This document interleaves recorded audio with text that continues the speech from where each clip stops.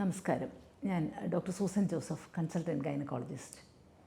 ഇന്ന് വളരെ പ്രചാരത്തിലുള്ള മെൻസ്ട്രുവൽ കപ്പിനെക്കുറിച്ചാണ് ഇന്ന് നമ്മൾ ഡിസ്കസ് ചെയ്യുന്നത്. പലരും വന്ന് ചോദിക്കാറുണ്ട്, ഈ മെൻസ്ട്രുവൽ കപ്പ് സേഫാണോ, ഇത് ഉപയോഗിക്കുന്നത് ആർക്കൊക്കെ ഉപയോഗിക്കാം, എന്തുകൊണ്ട് എന്തെങ്കിലും ഇൻഫെക്ഷൻ ഉണ്ടാകുമോ, അങ്ങനെ പല പല ചോദ്യങ്ങൾ ഈ മെൻസ്ട്രുവൽ കപ്പിനെക്കുറിച്ച് നമ്മൾ സ്ഥിരം കേൾക്കുന്നതാണ്. എന്താണ് ഈ മെൻസ്ട്രുവൽ കപ്പ്? ഇത് ഇന്ന് വളരെ പ്രചാരത്തിലുള്ളതാണെങ്കിലും ഇത് 1800-കളിൽ തന്നെ ഇതിൻ്റെ വേറൊരു ഫോമിൽ ഇത് നിലവിലുണ്ടായിരുന്നു. പക്ഷേ ഇപ്പോൾ അത് കൂടുതൽ പ്രചാരത്തിലായിരിക്കുന്നു. ഈ മെൻസ്ട്രുവൽ കപ്പ് എന്ന് പറയുമ്പോൾ ഇതിന് ഇങ്ങനെ ഒരു പല ഡിഫറെൻറ്റ് സൈസിലോ ഡിഫറെൻറ്റ് കളറിലോ ഉള്ള മെൻസ്ട്രുവൽ കപ്സ് അവൈലബിളാണ്. ഈ മെൻസ്ട്രുവൽ കപ്സ് ലാറ്റക്സ് കൊണ്ടുണ്ടാകാം, അല്ലെങ്കിൽ സിലിക്കോൺ കൊണ്ട് ഉണ്ടാക്കിയ മെൻസ്ട്രുവൽ കപ്പും ഉണ്ടാകാം. അപ്പോൾ ലാറ്റക്സ് ആണെങ്കിൽ ചിലർക്ക് അതിന് അലർജിയൊക്കെ ഉണ്ടാകാം. പക്ഷേ സിലിക്കോൺ കപ്പ് ഒരു ഇനേർട്ട് മെറ്റീരിയലാണ്. അപ്പോൾ അതുകൊണ്ട് സാധാരണ അലർജിയോ അങ്ങനത്തെ പ്രശ്നങ്ങളൊന്നും ഉണ്ടാകാറില്ല. ഇതിൻ്റെ പ്രൈസ് ആണെങ്കിൽ 250 മുതൽ ഏകദേശം 3000 രൂപ വരെയുള്ള ഡിഫറെൻറ്റ് റേഞ്ചിലാണ് ഈ മെൻസ്ട്രുവൽ കപ്പിൻ്റെ വിലയുള്ളത്. ഈ മെൻസ്ട്രുവൽ കപ്പിന് ഒരു ബോഡിയുണ്ട്, അതായത് ഒരു കപ്പിൻ്റെ ഷേപ്പിലുള്ള ഒരു ബോഡി, അതിനൊരു സ്റ്റെമ്മും ഉണ്ട്. അപ്പോൾ നമ്മൾ ഇതിൻ്റെ സൈസ് പറയുന്നത് സാധാരണഗതിയിൽ ചെറിയ സൈസാണെങ്കിൽ കല്യാണം കഴിക്കാത്ത കുട്ടികളോട് നമ്മൾ സ്മോൾ സൈസ് ഉപയോഗിക്കാൻ പറയും. മീഡിയം സൈസ് മാരീഡ് ആയിട്ടുള്ളവർക്കും കുട്ടികളൊക്കെ കഴിഞ്ഞവർക്ക് നമ്മൾ ലാർജ് സൈസും പറയാറുണ്ട്. പക്ഷേ ഇതിനൊരു ഹാർഡ് ആൻഡ് ഫാസ്റ്റ് റൂളില്ല. ഇത് ഓരോരുത്തർക്കും അവരവരുടെ സൈസ് ഏതാണ് ഫിറ്റ് ചെയ്യുന്നതെന്ന് ചിലപ്പോൾ ഒരു 2 പ്രാവശ്യമൊക്കെ ഉപയോഗിച്ച് കഴിയുമ്പോഴേ മനസ്സിലാക്കാൻ പറ്റുള്ളൂ. ആദ്യം ഒരു സൈസ് മേടിച്ചിട്ട് അത് നമുക്ക് സൈസ് പറ്റിയതല്ല എങ്കിൽ അതിൻ്റെ വലിയ സൈസ് ഉപയോഗിക്കുക, അല്ലെങ്കിൽ വലുതാണെന്ന് തോന്നുകയാണെങ്കിൽ അതിൻ്റെ ചെറിയ സൈസ് ഉപയോഗിക്കുക. അങ്ങനെ ഒരു ട്രയൽ ആൻഡ് എറർ മെത്തേഡിൽ ഇത് നമുക്ക് ഉപയോഗിക്കാൻ പറ്റും. അപ്പോൾ ഇത് എങ്ങനെയാണ് ഇത് ഉപയോഗിക്കേണ്ടത് എന്നതിനെക്കുറിച്ച് നമുക്ക് നോക്കാം. നമുക്കിത് മേടിക്കുമ്പോൾ ഇതിൻ്റെ കൂടെ നമുക്ക് ചിലപ്പോൾ ഇത് ക്ലീനിങ്ങിനുള്ള ഒരു സൊല്യൂഷൻ ലഭിക്കും. അത് ഉപയോഗം കഴിഞ്ഞ് നമുക്കിട്ട് സൂക്ഷിക്കാനുള്ള ഒരു ബാഗും ഇതിൻ്റെ കൂടെ നമുക്ക് ലഭിക്കുന്നതാണ്. അപ്പോൾ ഇത് ഉപയോഗിക്കുന്നതിന് മുമ്പ് സാധാരണ നമ്മളൊന്ന് സ്റ്റെറിലൈസ് ചെയ്യണം. അപ്പം സ്റ്റെറിലൈസ് ചെയ്യാനായിട്ട് ഒന്നുകിൽ നമുക്ക് വെള്ളം തിളച്ച വെള്ളത്തിനകത്ത് നന്നായിട്ട് ഇത് മുങ്ങി കിടക്കത്തക്ക വിധം ഒരു 10 മിനിറ്റെങ്കിലും അത് മുക്കി നമ്മൾ വെച്ചിരുന്നാൽ അത് സ്റ്റെറൈലാകും. അതിനകത്ത് ബാക്ടീരിയ, ഫംഗസ് ഒക്കെ പോയിക്കോളും. പിന്നെ അല്ലെങ്കിൽ നമുക്കൊരു 3 to 5 മിനിറ്റ്സ് മാക്സിമം ഒന്ന് ബോയിൽ ചെയ്യാം. തിളച്ച വെള്ളത്തിൽ ഒന്ന് ബോയിൽ ചെയ്യുമ്പോഴത്തേക്കിനും ഇതാണ് വിമുക്തമാകും.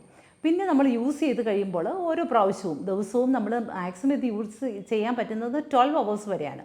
അപ്പോൾ യൂസ് ചെയ്ത് കഴിഞ്ഞിട്ട് നന്നായിട്ട് ഇതിനകത്ത് ബ്ലഡ് നമ്മൾ കളഞ്ഞിട്ട് നന്നായിട്ട് വാഷ് ചെയ്തിട്ട് ഒരു മൈൽഡായിട്ടുള്ള സോപ്പ് കൊണ്ട് നമുക്ക് വാഷ് ചെയ്തിട്ട്, അല്ലെങ്കിൽ സ്റ്റെറൈൽ സൊല്യൂഷൻ കൊണ്ട് വാഷ് ചെയ്തിട്ട് വീണ്ടും ഉപയോഗിക്കാവുന്നതാണ്.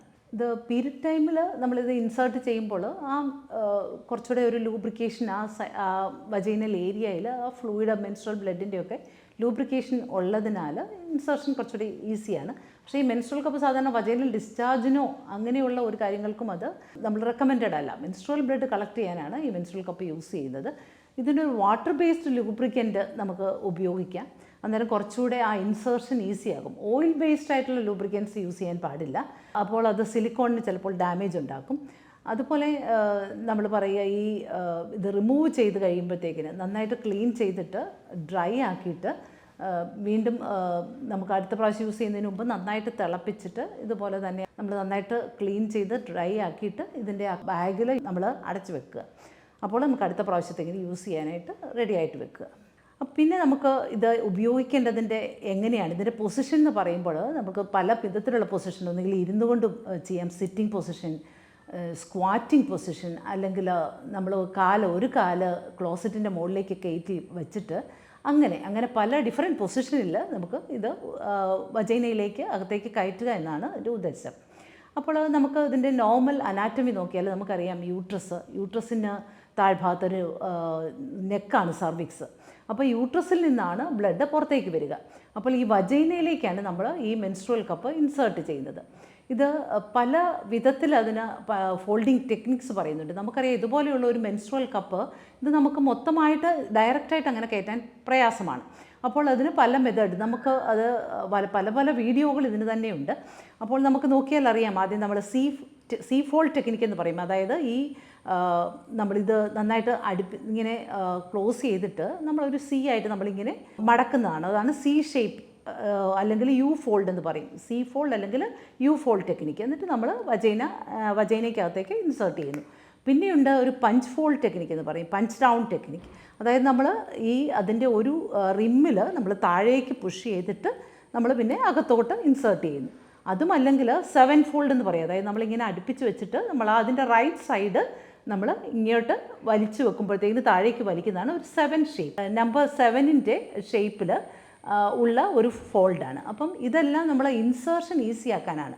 അതായത് അതിൻ്റെ ആ എഡ്ജ് നമ്മൾ ഈ ഭാഗം അകത്തേക്ക് കയറ്റുവാനായിട്ടുള്ള ഈസി ആകാനായിട്ടാണ് ഈ ഫോൾഡിങ് ടെക്നിക്സ് പറയുന്നത്. അപ്പോൾ ഇത് വെക്കുമ്പോൾ നമുക്കറിയാം, സാധാരണ വജൈന എന്ന് പറഞ്ഞാൽ ഒരു നേരെ ഇരിക്കുന്ന ഒരു സ്ട്രക്ചറല്ല. വജൈന ഒരു സാധാരണ ഒരു പോസ്റ്റീരിയറിലേക്കാണ്, പ്രത്യേകിച്ച് നമ്മൾ സിറ്റിംഗ് പൊസിഷനിലൊക്കെ ഇരിക്കുമ്പോൾ നമുക്ക് അത് വജൈനയുടെ ആ ഷേപ്പ് അത് ടെയിൽ ബോണിലേക്കാണ് അത് നമ്മൾ ഇൻസേർട്ട് ചെയ്യേണ്ടത്. നേരെ മുകളിലേക്കല്ല, നമ്മൾ പുറകിലേക്ക് പോസ്റ്റീരിയറിലേക്ക് നമ്മൾ ഇൻസേർട്ട് ചെയ്യുക. അതുപോലെ തന്നെ അത് വളരെ ഏറ്റവും ഒത്തിരി മുകളിലേക്ക് പോയാൽ, അതായത് സർവിക്സിൻ്റെ ജസ്റ്റ് താഴെ നിൽക്കുക, അതാണ് യൂട്രസിൻ്റെ നെക്കിൻ്റെ ജസ്റ്റ് താഴെ നിൽക്കുക, അതാണ് നമ്മളുടെ എയിം. ഒത്തിരി താഴെ ആയി കഴിഞ്ഞാലും ബുദ്ധിമുട്ടാണ്. കൂടുതലായിട്ട് കയറിപ്പോയാലും അതിന് പ്രോപ്പറായിട്ടുള്ള ആ കളക്ഷൻ ഉണ്ടാവില്ല. അപ്പോൾ ഈ menstrual cup menstrual blood collect ചെയ്യുകയാണ്. മറ്റുള്ള മെൻസ്ട്രുവൽ ഹൈജീൻ പ്രോഡക്ട്സ് ആണെങ്കിൽ അത് ബ്ലഡ് അബ്സോർബ് ചെയ്യുകയാണ്. നമുക്കറിയാം സാനിറ്ററി പാഡ്, അതുപോലെ തന്നെ ടാമ്പോൺ, ഇതെല്ലാം മെൻസ്ട്രുവൽ ബ്ലഡ് അബ്സോർബ് ചെയ്യുകയാണ്. പക്ഷേ ഈ മെൻസ്ട്രുവൽ കപ്പ് ഈ ബ്ലഡിനെ കളക്ട് ചെയ്യുകയാണ്. അപ്പോൾ ഇതിൻ്റെ ഒരു സാധാരണഗതിയിൽ 15 to 20 ml ആണ് യൂഷ്വലി ഇതിൻ്റെ കപ്പാസിറ്റി. അത്രയും ml ബ്ലഡ് ആണ് സാധാരണ ഇത് കളക്ട് ചെയ്യാൻ പറ്റുക. സാധാരണ ഒരു മെൻസ്ട്രുവൽ ഫ്ലോ എന്ന് പറയുമ്പോൾ ഒരു മെൻസ്ട്രുവൽ സൈക്കിളിൽ 80 ml താഴെയാണ് മെൻസ്ട്രുവൽ ബ്ലഡിൻ്റെ അളവ്. അപ്പോൾ ഈ ചിലപ്പോൾ ഒരു ദിവസം തന്നെ ഏകദേശം ഒരു 20 ml ഏകദേശം ആ ലെവലിലൊക്കെ ആയിരിക്കാം. പക്ഷേ ഹെവി ഫ്ലോ ഉള്ളവർക്കാണെങ്കിൽ ഇത് പല പ്രാവശ്യം മാറ്റേണ്ടി വരും. ഇപ്പോൾ ഈ മെൻസ്ട്രുവൽ കപ്പിൻ്റെ മറ്റൊരു അഡ്വാൻറ്റേജ്, നമുക്ക് പലരും ചിലപ്പോൾ നമ്മളുടെ അടുത്ത് പറയും എനിക്ക് ബ്ലീഡിങ് നോർമലാണ് എന്ന് പറയും. പക്ഷേ നമ്മൾ ഹീമോഗ്ലോബിൻ നോക്കുമ്പോൾ അളവ് വളരെ കുറവായിരിക്കും. അപ്പോൾ നമ്മൾ അവരോട് പറയും നിങ്ങളൊന്ന് മെൻസ്ട്രുവൽ കപ്പ് ഒന്ന് യൂസ് ചെയ്യുക. അപ്പം നമുക്ക് കൃത്യമായിട്ട് അതിൻ്റെ അളവ് അറിയാമല്ലോ. അപ്പോൾ അങ്ങനെ യൂസ് ചെയ്യുമ്പോഴാണ് അവർക്ക് ഒരു ദിവസം തന്നെ ചിലപ്പോൾ 4 പ്രാവശ്യമൊക്കെ ഇത് മാറ്റേണ്ടി വരുന്നു. ഒരു ദിവസം തന്നെ 80 ml ഒക്കെ വരുന്ന ബ്ലീഡിങ് ഉണ്ടാകുന്നവരുണ്ട്. അപ്പോൾ അങ്ങനെ നമുക്ക് കൃത്യമായിട്ട് ആ ബ്ലീഡിങ് കൂടുതലാണെങ്കിൽ അറിയുവാനും ഈ മെൻസ്ട്രുവൽ കപ്പ് പ്രത്യേകിച്ച് ഗൈനക്കോളജിസ്റ്റിനും അത് സഹായിക്കുന്നുണ്ട്. പിന്നെ അത് എങ്ങനെയാണ് ഇൻസേർട്ട് ചെയ്യുക നമ്മൾ പറഞ്ഞു. അതുപോലെ പല ഫോൾഡിങ് ടെക്നിക്കിൽ നമ്മൾ അകത്തോട്ട് ഇൻസേർട്ട് ചെയ്ത് കഴിയുമ്പോൾ ഇൻസേർട്ട് ചെയ്തിട്ട് നമ്മൾ ജസ്റ്റ് ഒന്ന് റൊട്ടേറ്റ് ചെയ്യുക വജൈനയ്ക്കകത്ത്. അപ്പോൾ റൊട്ടേറ്റ് ചെയ്യുമ്പോൾ ഇത് ഓപ്പൺ ആകും. എന്നിട്ട് അത് ഫിറ്റ് ആണോ എന്ന് നോക്കുക. വജൈന സാധാരണ ഒരു ക്ലോസ്ഡ് സ്പേസ് ആണ്. പക്ഷേ നമ്മളിത് ഇൻസേർട്ട് ചെയ്യുമ്പോൾ അത് ഓപ്പൺ ആകും. നമ്മളിതകത്ത് വെച്ച് കഴിയുമ്പോൾ ഈ റിമ്മ് വജൈനൽ വോളിൽ ഒരു വാക്വം ഇഫക്റ്റ് ഉണ്ടാക്കുന്നു. അപ്പോൾ ആ വായ്ക്കത്തിൻ്റെ ഇതിൽ മെൻസ്ട്രുവൽ കപ്പ് അവിടെ ഹോൾഡ് ചെയ്തോളും, അത് താഴേക്ക് പോരുകയില്ല. അപ്പോൾ മെൻസ്ട്രുവൽ കപ്പ് യൂസ് ചെയ്യുന്നവർക്ക് എന്ത് വേണമെങ്കിലും, അതായത് ഡാൻസിങ്, സ്വിമ്മിങ്, ഏത് എക്സസൈസും ചെയ്യുന്നതിന് അവർക്ക് പ്രോബ്ലം ഇല്ല. പക്ഷേ ഇനീഷ്യലായിട്ട് യൂസ് ചെയ്യുമ്പോൾ, പ്രത്യേകിച്ച് കൊച്ചുകുട്ടികൾ യൂസ് ചെയ്യുമ്പോഴൊക്കെ അവർക്ക് ആദ്യം ഒരു ഡിഫിക്കൽറ്റി വരാം. അപ്പോൾ നമ്മൾ അവരോട് പറയാം ആദ്യം ഒരു പാൻറ്റി ലൈനർ വല്ലതും അതിൻ്റെ കൂടെ ഉപയോഗിച്ചാൽ സാധാരണ ചെറിയ ലീക്കൊക്കെ ഉണ്ടെങ്കിൽ ഈ പാൻറ്റി ലൈനറിലേക്ക് അത് ആയിക്കൊള്ളുമല്ലോ. അപ്പം കുറച്ച് യൂസ് ചെയ്ത് കഴിയുമ്പോൾ നമ്മളത് ആ ടെക്നിക്ക് മാസ്റ്റർ ചെയ്ത് കഴിയുമ്പോഴത്തേന് പിന്നെ യാതൊരു ബുദ്ധിമുട്ടും ഉണ്ടാകില്ല. ഇനീഷ്യൽ ഒരു ലേണിംഗ് കർവ് ഉണ്ട് അത് ഇൻസേർട്ട് ചെയ്യാനും. ആദ്യം വളരെ ബുദ്ധിമുട്ടായിട്ടൊക്കെ ചിലർക്ക് തോന്നാറുണ്ട്. ചില കുട്ടികൾ ഈ മെൻസ്ട്രുവൽ കപ്പുമായിട്ട് നമ്മളുടെ അടുത്ത് വന്നിട്ട് ഇതെങ്ങനെയാണ് ഇൻസേർട്ട് ചെയ്യേണ്ടതെന്ന് കാണിച്ചു തരാമോ എന്ന് ചോദിച്ച് നമ്മളുടെ അടുത്ത് ഈ വജൈനയിലേക്ക് ഇൻസേർട്ട് ചെയ്യാനായിട്ട് നമ്മളെ കൊണ്ട് അതിന് സഹായം തേടാറുമുണ്ട്. അപ്പോൾ ഇനീഷ്യൽ ഒരു ലേണിംഗ് കർവ് ഉണ്ട്. പക്ഷേ അത് കഴിഞ്ഞത് റിമൂവ് ചെയ്യുമ്പോൾ നമുക്ക് പലരുടെയും വിചാരം ഈ ടെയിൽ എന്ന് പറയുന്നത് പിടിച്ച് വലിച്ച് റിമൂവ് ചെയ്യാനുള്ള ഒരു ഭാഗമാണെന്നാണ്. പക്ഷെ അത് തെറ്റാണ്. നമ്മളൊരിക്കലും മെൻസ്ട്രുവൽ കപ്പ് ഇങ്ങനെ പിടിച്ച് വലിച്ച് ഊരാനല്ല. നമ്മളത് നമ്മൾ പറഞ്ഞു അകത്തേക്ക് നമ്മളിങ്ങനെ ഫോൾഡ് ചെയ്ത് കയറ്റിയിട്ട് നമ്മളൊന്ന് റൊട്ടേറ്റ് ചെയ്യും. റൊട്ടേറ്റ് ചെയ്ത് കഴിഞ്ഞിട്ട് നമുക്ക് ഈ ടെയിലിൽ പിടിച്ചിട്ട് അതിന് റൊട്ടേറ്റ് ചെയ്യാനും അതിൻ്റെ നമുക്ക് എവിടെയാണോ ഫിറ്റ് ചെയ്യേണ്ടതെന്നൊന്ന് അഡ്ജസ്റ്റ് ചെയ്യാനൊക്കെ ഈ ടെയിൽ പറ്റും. അപ്പം നമ്മൾ റിമൂവ് ചെയ്യുമ്പോഴത്തേക്കിന് ഈ കൈ കൊണ്ട് നമ്മൾ അതിൻ്റെ ബേസിൽ ഒന്ന് പഞ്ച് ചെയ്യുക. അന്നേരത്തെ ഒന്ന് ക്രഷ് ചെയ്യുമ്പോഴത്തേക്കിന് നമുക്ക് ആ വാക്വം ഇഫക്റ്റ് റിലീസ്ഡ് ആവും. എന്നിട്ട് നമുക്ക് താഴേക്ക് പിന്നെ വിടാതെ നമ്മൾ താഴേക്ക് പുള്ളി ചെയ്യുക. അങ്ങനെയാണ് ഇത് റിമൂവ് ചെയ്യുന്നത്. അപ്പോൾ ഇനീഷ്യലി നമുക്ക് ഇൻസേർഷനും ആ റിമൂവലും കുറച്ചൊരു ഡിഫിക്കൽറ്റി തോന്നാം. പക്ഷേ 1-2-3 പ്രാവശ്യമൊക്കെ ഉപയോഗിച്ച് കഴിയുമ്പോൾ വളരെ ഈസിയാണ്, വളരെ കംഫർട്ടബിളാണ്. ഈ മെൻസ്ട്രുവൽ കപ്പ് നമുക്ക് ഉള്ളിലുണ്ടെന്ന് പോലും നമ്മൾ പലരും അറിയുന്നില്ല. വളരെ കംഫർട്ടബിളായിട്ട് എല്ലാവരും ഈ പാഡ് കണ്ടിന്യൂസ് ഒക്കെ യൂസ് ചെയ്ത് കഴിയുമ്പോൾ നമുക്കറിയാം ഒരു സാനിറ്ററി പാഡ്, പ്രത്യേകിച്ച് അതിൻ്റെ പ്ലാസ്റ്റിക് കവറൊക്കെ ഒന്ന് നമ്മുടെ പ്രകൃതിക്ക് ഏറ്റവും വലിയൊരു ദോഷമാണ്. ഇത്രയും അത് നമ്മളത് കത്തിച്ച് കളഞ്ഞാൽ അത് പ്രകൃതിക്ക് ദോഷമാണ്. നമ്മളത് ഡംപ് ചെയ്താലും ഒരു 500 വർഷം എടുക്കുമെന്നാണ് പറയുന്നത് അത് ഇതൊന്ന് ഡീഗ്രേഡ് ചെയ്യാൻ തുടങ്ങാനായിട്ട്.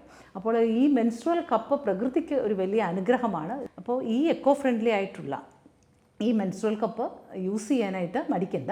മെൻസ്ട്രുവൽ കപ്പിനെ കുറിച്ചുള്ള സാധാരണ ഉള്ള ക്വസ്റ്റ്യൻസ് ആൻഡ് ആൻസേഴ്സ് നമ്മൾ അടുത്ത സെഷനിൽ ചെയ്യുന്നുണ്ട്. നന്ദി, നമസ്കാരം.